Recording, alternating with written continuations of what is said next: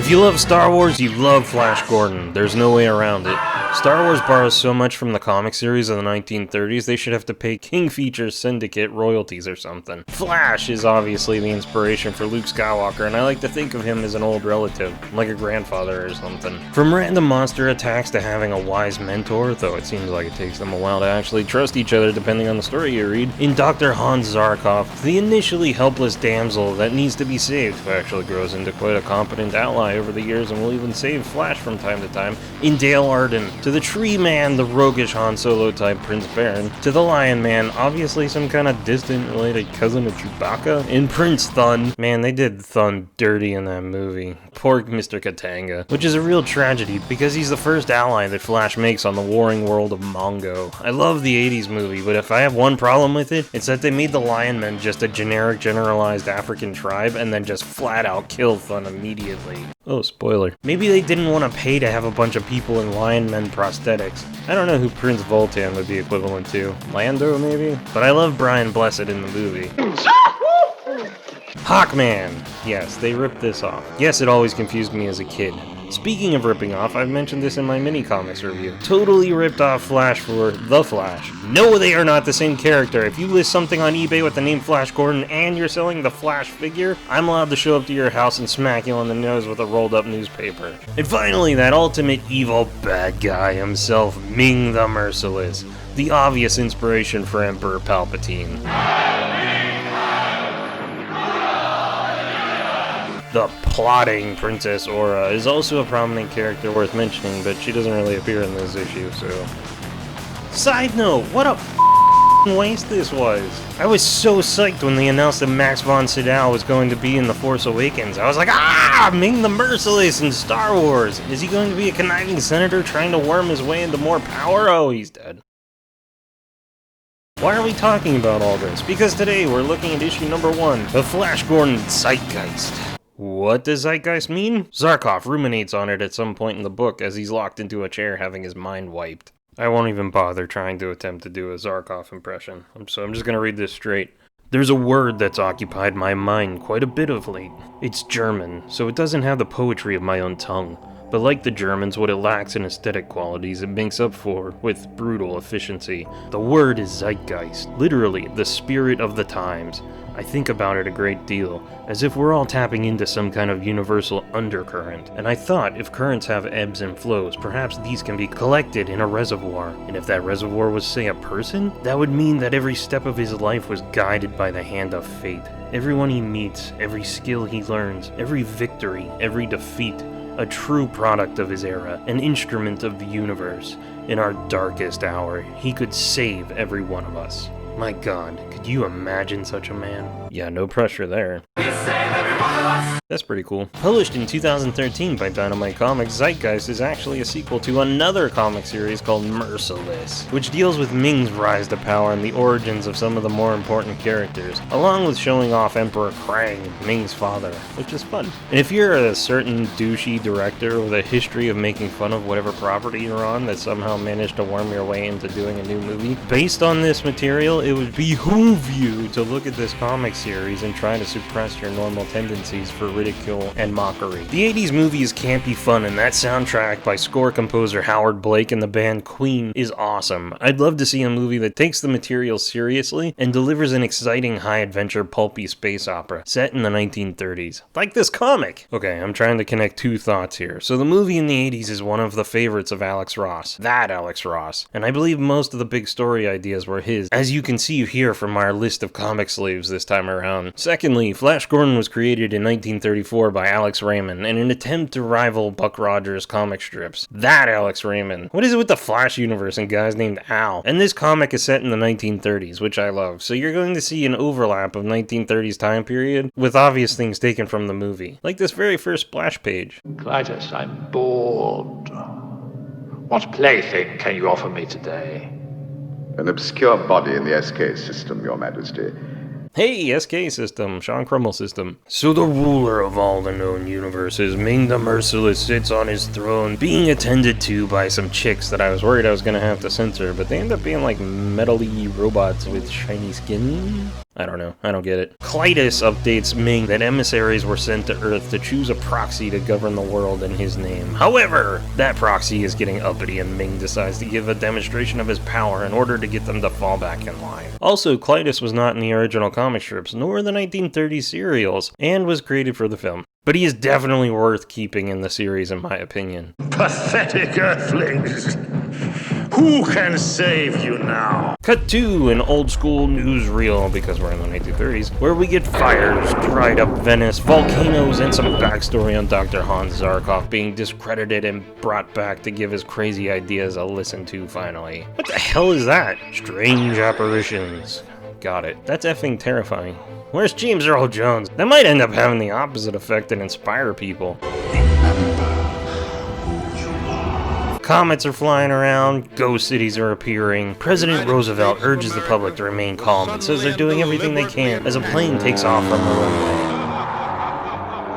runway. Lightning crashes down, and I think it destroyed the plane here. But our hero, Flash Gordon, Yale graduate and champion polo player, parachutes to safety carrying Dale Arden, a cartographer and researcher for the US State Department. They always add in these cheeky little details too, not fond of heights. And we have our first commercial break. Never heard of it. Hey, Lone Ranger. Do people still get excited for the Lone Ranger? Flash and Dale land hard and grab her bag as Flash questions her about having maps of the region. Dale tells him she is hip to the fact that war is coming to Europe as a meteor slams into the ground nearby, and they run for the cover of a farmhouse. Banging on the door, a ragged Dr. Hans Zarkov, theoretical physicist and engineer, greets them from the darkness. Flash explains that he's been sent to locate him as a favor to his family, friend, and the American government. Convenient. His introduction is greeted coldly, but Dale, of course, receives a better one when another meteor crashes down and they dash inside. Suddenly, Zarkov slams the door and rams the lock home, looking like the devil. Inside, a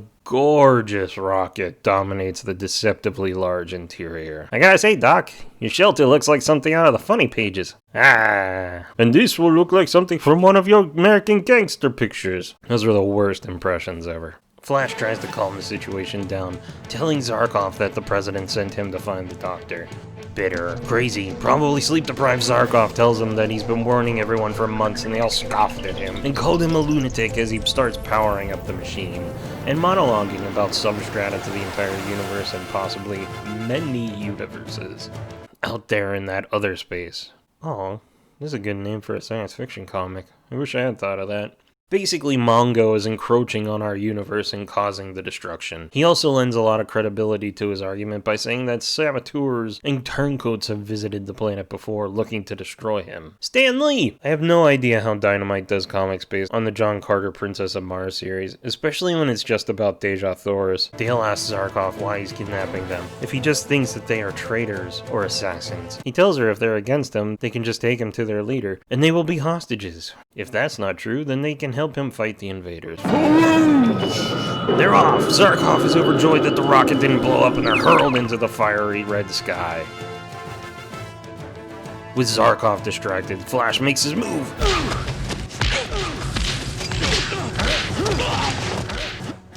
The rocket rips through time and space as they hurl out of control. Tarzan? Mongo, crossroads of the known universe, seat of power of his almighty majesty, Ming the Merciless. Is that Mongo visible from Germany? That's kind of weird and cool. A much larger meteor slams into the ground, and 5 hours later, 2 German soldiers chit-chat as they guard the object, each meeting his own demise. The meteor opens up, and out comes 3 characters. Exiles of Mongo. Volkor, Hawkman of Mongo, stripped of rank. Kimjo, Lion Man of Mongo, banished from Bloody Claw Pride. And Ziva, Woman of Mystery. I want a business card with that. I guess that'd be like Austin Powers though, wouldn't it? Yeah, baby! The group are there to take out the proxy that would sell his people out to Ming. And that proxy is boom! Hitler! That Hitler. Concept art by Alex Ross. I really dig this Dale outfit. It makes absolutely no sense, but I like it. Cover variants, because Dynamite Comics always does 100 covers.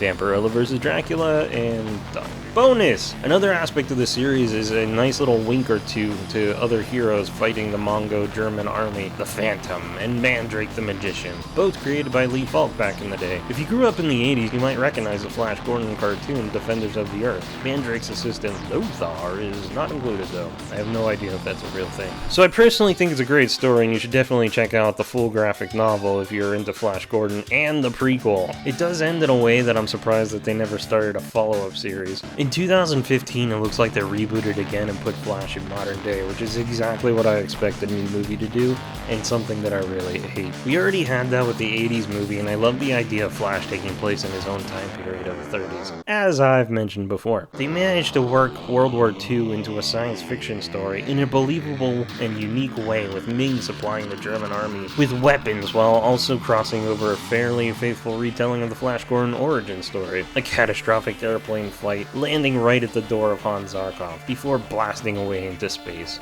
Destination Bongo. Sadly, there's no football fight in this version, or the original strip though. Yeah. Oh snap, I was flipping through The Fall of Ming, spoiler, which is the third book of Alex Raymond's original Flash strips, and it looks like they were using Nazis since the beginning for inspiration for villains. Nice! If you're new here, the shtick is that we review a comic and then decide if there's anything that I can take away to apply to my own comic or art to improve, for good or bad. Right off the bat, I like the art overall, but I hate the coloring. It's so muddy in a lot of frames and details get lost. It was really hard to know what I was even looking at in some of the frames throughout the trade. And yes, I reread the entire trade again to review this one issue. I know, I spoil you guys. It feels like they were trying to imitate Alex Ross's painterly style, and I think if they could, they would have just had him paint the entire thing, like DC's Kingdom Come. Instead, it feels like they told the colorist to just try and do an approximation of that. My own comic is a totally different kind of style and is in black and white and gray, because I work by myself, and if I had to color everything, it would never get done. But this is a good example of really what not to do when it comes to coloring. If you guys don't mind indulging me a little bit, I don't know if I'll ever get around to doing another Flash video again, and I kind of just want to nerd out a little bit about it.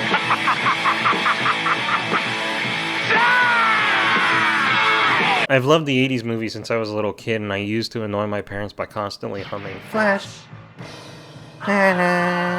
There is, of course, the old Buster Crabbe serials that famously inspired George Lucas. They're probably not for everyone in this day and age. There are a lot of chapters, and honestly, the second full serial I haven't made it through all the way because I keep falling asleep. I need to just do an episode here and there, probably. But they have some iconic looking images in my opinion, and truthfully, every time I read a Flash comic, I hear Buster Crabbe in my head. Well, kind of a Buster Crabbe, Sam Jones combination. Fun fact, Buster Crabbe also played Buck Rogers in another serial, and also appeared in the 80s television show playing Brigadier Gordon. True story, as I was rereading this comic series one night, I had the TV on Baywatch with the volume turned down in the background. At some point, I looked up and Sam Jones was on the screen. Toys! I have a few. Not nearly as many as Star Wars figures, but a few. There have been a random variety throughout the years. Here are mine! Paper dolls! I'm kidding.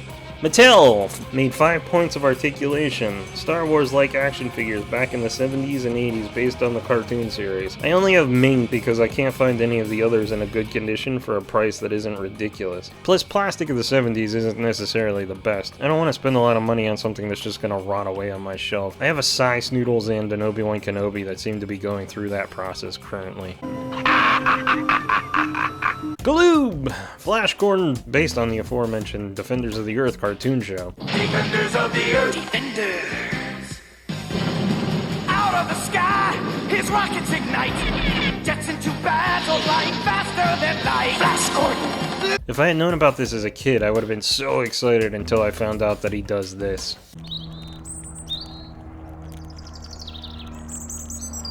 How the f is a kid supposed to play with something like this? Action features are the worst. Toy companies shouldn't dictate how kids play. Oh wow, I just saw this while looking for who made the old figure. I guess NECA is remaking this line, announced at Toy Fair 2020? Oh NECA, you're always so expensive and enormous. That is a pretty cool looking Ming though. Oh, fuck. Look at that Flash Gordon with a sword. God at that cool. Yep, just convinced myself to buy these. As long as they don't have that stupid knob on their backs, and the price isn't extraordinary. Moving on! Biff Bang Pow made some 8-inch figures around 2007 or 2008, I believe. They were way too big for my tastes at the time. As often happens, years later I would realize that I loved them, and a mad dash to find 2 of them would ensue. During that process, I would send a desperate, humorous letter to Biff Bang Pow directly, asking if there was some kind of secret Ark of the Covenant warehouse full of unsold Flash figures, and they in kind responded in a humorous way. I fully believe that as a result of that interaction, Biff Bang Pow decided to put out these 3-inch retro-y figures with 9 points of articulation. The weapons leave a lot to be desired, being made of a soft kind of plastic, and between both Flashes, he can barely hold on to his weapons. Also, Princess Aura can barely stand because one leg is shorter than the other. Pop figures! Probably the only pop figures I've felt a gnawing need to seek out. Boss Fight Studios currently has a pre-order going on for comic versions of Flash and Ming, and yes, I pre-ordered them because when are they ever gonna make something like this again? I stared hard at the movie version of Flash, and it was in my cart for checkout numerous amount of times. I just found it very difficult justifying spending $54 on a 3-inch figure in a tin lunchbox. The toy industry is an absolute mess. Absolutely disgustingly egregious. The future is in 3D printing your own toys. I also pre-ordered the Phantom figure from the same line. I can't wait. Aha! I'm a big fan of Evil's Thrones, but when I saw that the chair and Ming's eyes light up when he's placed in it, I was sold. This is me partially showing off the books I have. I love Alex Raymond's creations and characters. His art is wonderful, and you definitely do see a progression in talent as the series goes on. Sadly, at some point, Alex volunteered to fight in World War II and gave up Flash. Returning home, he expected to pick up the series again, but was told that since he quit, he wouldn't be able to. He'd go on to do other projects though, like Secret Agent X9 and Jungle Jim. Flash was also a temporary home for another one of my favorite artists, Al Williamson, who I know best from one of my favorite Star Wars comic series, Classic Star Wars, which was really just a reorganizing and reprinting of the newspaper strips of that universe. What? I just found out there was a Flash Gordon ride at the 1939 World's Fair. By today's standards, that was probably lame as shit, but back in the 30s it was probably awesome. I want to see that! Oh, actually, looking at this picture closer, it seems that the rocket is Flash Gordon, but the theme of the ride is visiting Venus. But still! Did you know, being that it's around Christmas time, there was a deleted Flash Gordon scene in A Christmas Story? Why can't I see this? To my knowledge, there's never been a DVD or whatever released that includes this scene as a bonus, but every year I see Flash Gordon and Ming the Merciless scroll by in the credits and I die a little inside. Alright, now I have to get back to reading the DC Flash Gordons from 1988, which I only just this year discovered existed in a $1 box of back issues at the comic shop. It was a 9-issue run, and I think Zarkov is dead on arrival to Mongo. I don't know, we'll see. Wow, a lot of new faces around. Thank you guys so much for watching. I hope you liked this video. I hope you learned something. I'd like to ask that you like the video, share it with your closest friends, loved ones, and enemies, and of course subscribe. If you want to check out my cartoony sci-fi posts on Instagram, hopefully crowdfunding soon, please feel free to do that too. I'll see you next time. Thanks. Bye.